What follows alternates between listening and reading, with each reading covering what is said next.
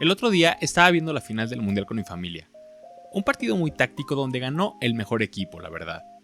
No están para saberlo ni yo para contarlo, pero mi papá era español. ¡Venga! ¡España! ¡Viva España, Xavi! ¡Me cago en la leche! Por lo que lógicamente siempre quiero que gane España a pesar de que Messi es mi jugador favorito.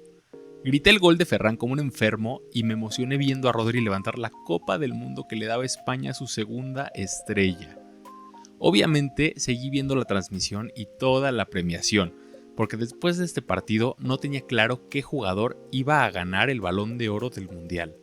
La verdad, me sorprendió mucho que Rodri, sin goles ni asistencias, lo haya ganado, pero entiendo que fue él quien organizó el funcionamiento del mejor y más sólido equipo del torneo. Viendo la escena, recordé que justamente Rodri hace unos años se pronunció en contra del calendario de partidos a que se someten los futbolistas, para irónicamente, unas semanas después, caer lesionado de gravedad. Lo recordé especialmente en esa ceremonia en la que levantó el Balón de Oro del torneo, porque después de esa lesión, tanto yo como muchos pensamos que no volvería a rendir a su más alto nivel. Me acuerdo que en sus declaraciones estaba tan encabronado que amenazó con irse a huelga si nadie hacía nada al respecto, por lo que se me hace extremadamente raro que nadie siga hablando de ello después de unas declaraciones de ese tamaño. ¿Se imaginan una huelga de futbolistas? ¿Una jornada de Liga o de Champions suspendida porque los jugadores no quieren seguir el ritmo que les imponen? Sinceramente se me hace muy cabrón que algo así se haya olvidado tan pronto. Entonces me puse a investigar sobre este asunto, porque la neta, esa situación me trajo muchísimas preguntas. ¿Qué pasó después? ¿Qué se ha hecho al respecto? Porque yo únicamente veo que siempre quieren agregar más y más partidos mientras que los jugadores se lesionan siempre en el punto más importante de la temporada. Siendo aficionado del Barcelona, sudo frío cada que veo a Pedri, Olmo, Gavi, Fermín o quien sea que se lleva la mano a la pierna cuando se acerca el mes de marzo. Entonces, investigando, me enteré que efectivamente el sindicato de futbolistas llamado FIFPro demandó a la FIFA en ese mismo año, en 2024. Yo estaba intrigadísimo sobre qué iba a pasar, porque como abogado, en cuanto escucho la palabra demanda, siento una emoción similar a cuando bajabas el 25 de diciembre a ver qué había debajo del árbol de Navidad. Ya estaba saboreándome un asunto sabroso, enredado, de esos que son un buen tema de conversación a media peda cuando quieres estar solo y que todos te dejen en paz. Hasta que me enteré que en junio de este año pasó algo que nadie vio venir. De un día para otro retiraron todas las demandas. Escuchaste bien, todas, había más de una, y justo cuando las iban ganando. ¿Pero por qué? ¿Los billetearon? ¿Consiguieron lo que querían sin que nadie nos diéramos cuenta? Pues justamente eso vamos a ver hoy. Porque a ver, la pelea más importante del fútbol moderno es esta, pero aquí lo que quiero entender es lo siguiente. ¿Ganaron o simplemente se rindieron? Antes del tema legal, quiero que veamos con datos de qué tamaño es el problema. El FIFPro encuestó a más de 1.500 jugadores y encontró que algunos de los más cotizados tienen solo el 12% del año para descansar. El 12% son 44 días al año. Para que lo dimensiones, un trabajador promedio, sumando fines de semana y vacaciones, descansa alrededor del 35 al 40% del año. En Europa, claro. Aquí en México también tenemos 12 días, pero bueno, también son 12. El futbolista de élite descansa aproximadamente 3 veces menos que los demás trabajadores de la zona. Y no es que siempre haya sido así.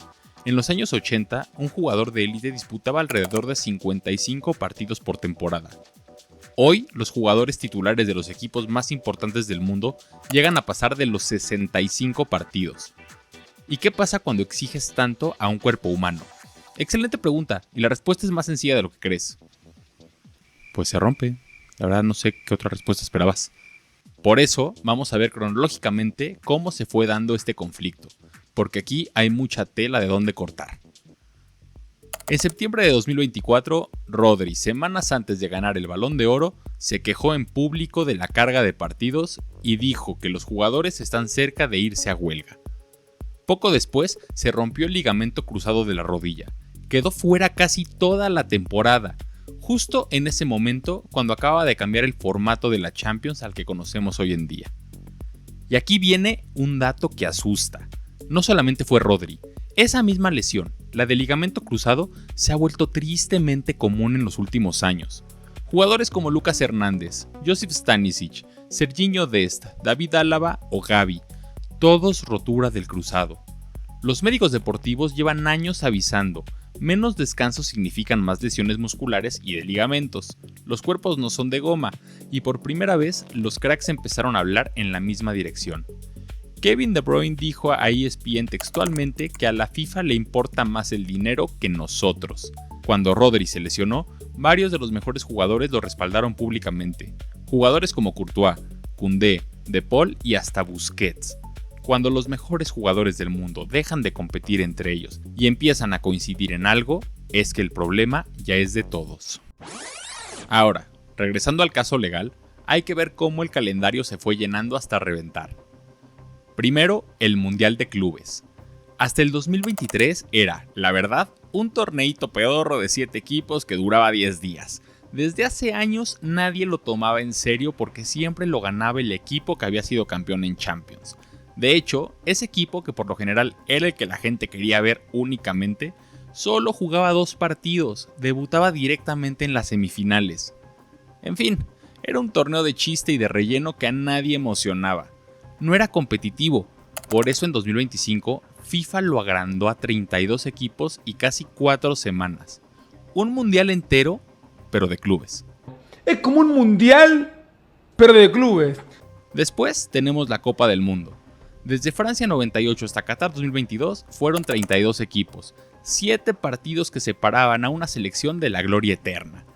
Ahora, el de 2026 que acaba de terminar, tuvo 48 selecciones, 104 partidos y agregó una nueva fase de 16avos de final por primera vez en la historia.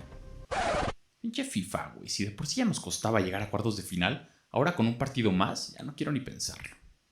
Y encima, súmale todo lo que ya existía. El aumento que la UEFA le hizo a la Champions a 36 equipos y con más partidos. Las ligas que cuentan con 20 equipos y las copas nacionales. En Inglaterra, por ejemplo, los equipos grandes juegan 2 copas, la FA Cup y la Carabao Cup, además de su propia liga y la competición europea de turno. En España, la Supercopa ahora se juega en Arabia Saudita, o sea, un viaje de miles de kilómetros a mitad de temporada, y esta temporada que acaba de terminar, querían inventarse una jornada a mitad de la temporada en Estados Unidos. Y como cereza del pastel, las famosas fechas FIFA. Esas pausas donde los jugadores viajan a jugar con su selección al otro lado del mundo y regresan por partes por el maldito virus FIFA. El caso más extremo fue Pedri en 2021, donde jugó alrededor de 70 partidos entre club, la Eurocopa y las Olimpiadas. Tenía 18 años y después vinieron las lesiones musculares una tras otra que continúa acarreando hasta el día de hoy, que por cierto, según mi opinión, esto fue una completa irresponsabilidad del club por haberle permitido hacer esta locura. Ahora bien, seguro estás pensando lo mismo que piensa medio mundo. Son millonarios que patean una pelotita. ¿Por qué me tiene que dar lástima que jueguen mucho, no se vayan a cansar? Pues no se trata de lástima, más que nada se trata de otra cosa. Para el futbolista, su cuerpo es su herramienta de trabajo, y cuando lo obligas a jugar sin descanso, no solo lo desgastas a él, sino que pasan cosas que a ti como aficionado también te afectan. Cosas como que se lesionen más, y tú te pierdes de verlos jugar en los partidos más importantes de tu club durante toda la temporada, como pasó con Rodri, la temporada que ganó el Balón de Oro. También cuando juegan cansados, el nivel baja, y el espectáculo por el que pagas tu boleto o tu suscripción a HBO es peor. Y por último, las carreras de los jugadores se acortan, o sea que ves menos años a los mejores jugadores. No todos son Cristiano y Messi, también tenemos casos como el de Neymar.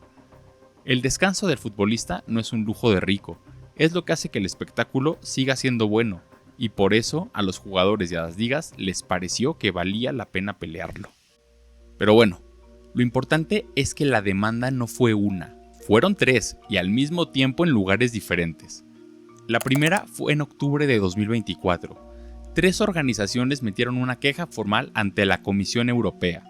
FIFPro Europa, el sindicato de futbolistas del continente, European Leagues, que junta las ligas nacionales, y la Liga Española por su cuenta, que aunque se quiera unir, es parte de los que aumentan el desgaste con sus propuestas extrañas. La Comisión Europea es como el gobierno del bloque europeo. Vigila que las empresas grandes no abusen de su tamaño. Es la misma que multa a Google o a Apple, y cuando una queja acaba ahí, sabes que la cosa va en serio. Al mismo tiempo, el sindicato de futbolistas ingleses, la PFA, junto con el sindicato francés, con el respaldo de FIFPro Europa, promovieron una demanda ante el Tribunal de Comercio de Bruselas. El motivo principal fue exigir el derecho legal de los jugadores a vacaciones pagadas y descansos protegidos, impugnando la legalidad del calendario de la FIFA con el nuevo Mundial de Clubes bajo la Carta de los Derechos Fundamentales de la Unión Europea. Y después hubo una tercera, la más pequeña pero la más clave. El Sindicato Francés de Futbolistas llevó una queja a un organismo europeo de derechos de los trabajadores, el Comité Europeo de Derechos Sociales, que depende del Consejo de Europa. Ojo, no es la Unión Europea ni de Francia, es un organismo aparte con sede en Estrasburgo y no pidieron castigar a FIFA, pidieron que investigaran al Estado francés por no proteger a sus futbolistas. La verdad, si me preguntas a mí, es un argumento bastante rebuscado, pero increíblemente fue la primera vía que les dio resultados. Los que demandaron se apoyaron en 3 reclamos. Suena complicado cuando los lees en las noticias, pero en el fondo son puro sentido común. El primer reclamo es que la FIFA manda porque nadie le hace competencia.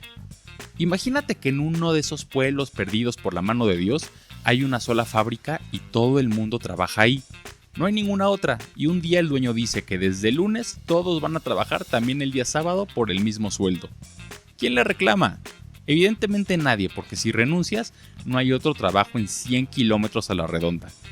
El dueño, que es un cabrón, sabe que manda no porque tenga la razón, sino porque nadie tiene alternativa.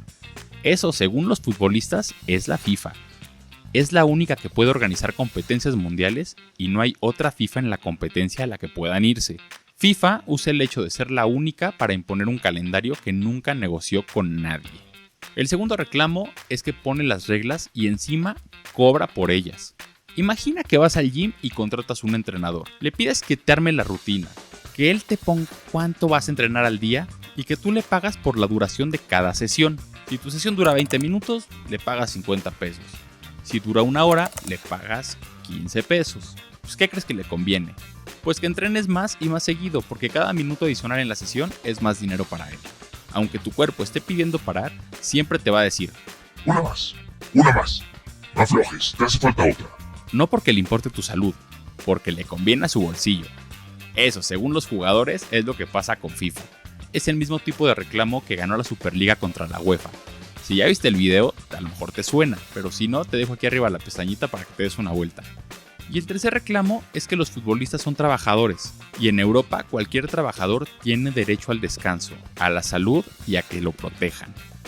FIFPro dice que la FIFA les da menos descanso del que recomiendan los médicos, y eso viola derechos protegidos internacionalmente por casi todos los países de Europa. Con este tercer argumento fue con el que dieron al clavo.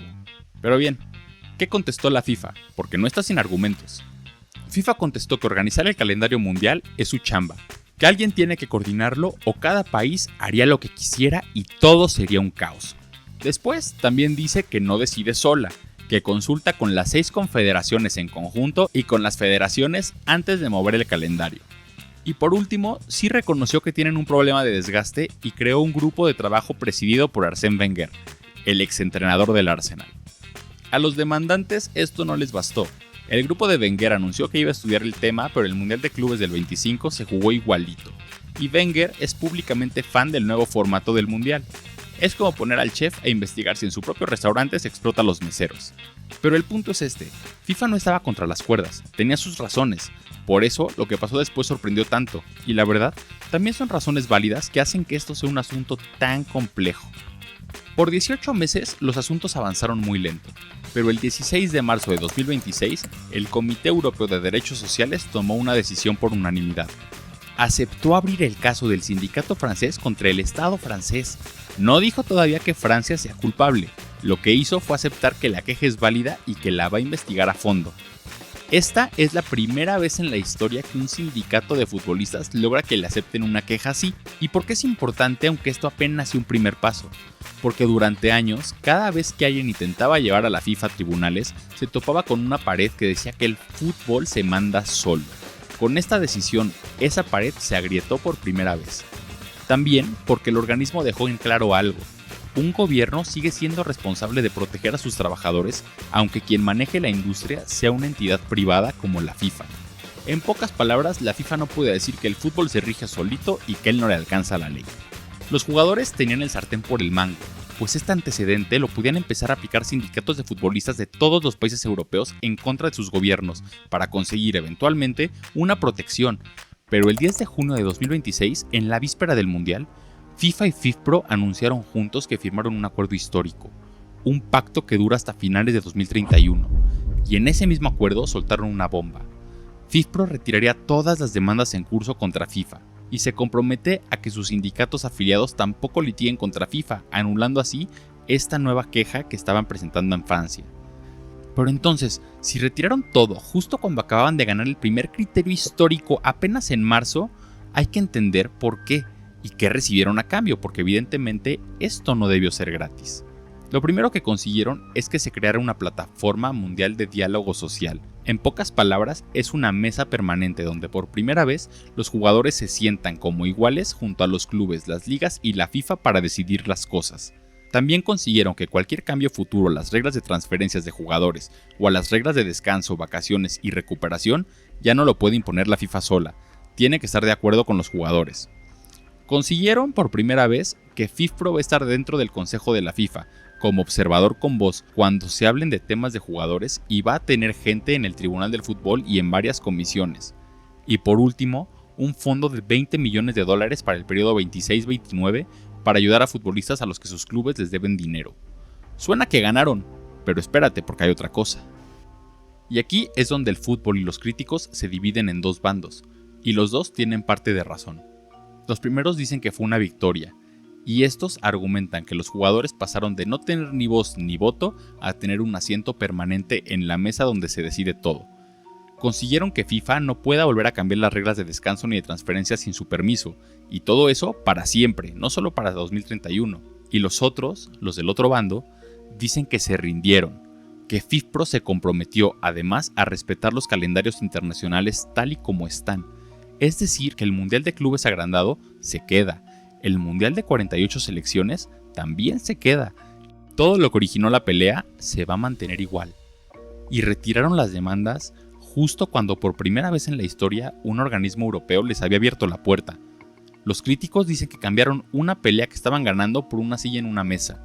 Consiguieron voz, sí, pero no consiguieron menos partidos, que era el punto de todo.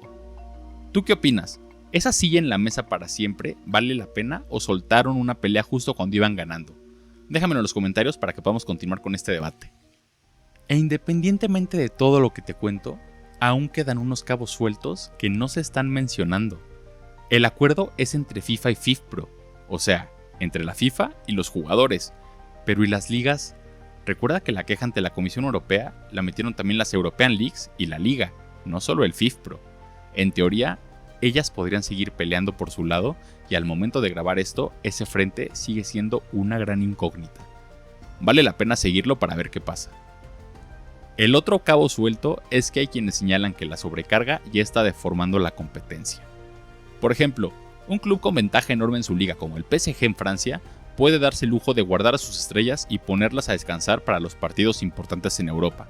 Pero un Arsenal o un Barcelona no pueden hacer lo mismo, porque tienen al City o al Madrid pisándoles los talones y no se pueden permitir soltar puntos. Algunos analistas dicen que eso, al final, distorsiona quién llega fresco a las instancias decisivas. O sea, el calendario saturado ya no solo afecta al cuerpo del jugador, puede estar cambiando quién gana los títulos, y eso es un problema del que apenas se está empezando a hablar. Después de investigar todo esto que te cuento, me quedé pensando y realmente llegué a dos conclusiones. La primera es enfocada en el futbolista como persona.